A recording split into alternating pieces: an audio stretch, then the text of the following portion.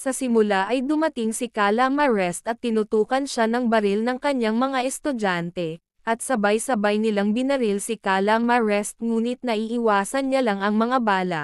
Binaril niya ang kanyang galam ay para ipakita sa kanyang mga estudyante, kaya naman sumirit ang mga vinegar pusit sa kanyang galame at muling tumubo ang galame nito. Nagsimula ang lahat ng wasakin ni Calamarest ang buwan at maging guro ng mga baklaks na estudyante. Pero kailangan ng mga estudyante na patayin si Calamarest dahil susunod nitong wasakin ang Earth. Kapag naisawsaw nila sa suka si Calamarest ay may reward na 10 bilyon ikaw lang ang aking gusto.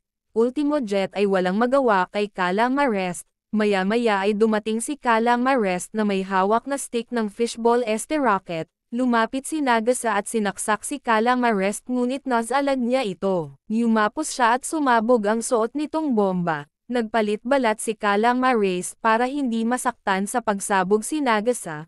Dumaikit sa kisame si Calamarest at galit na galit sa tatlong tarantado.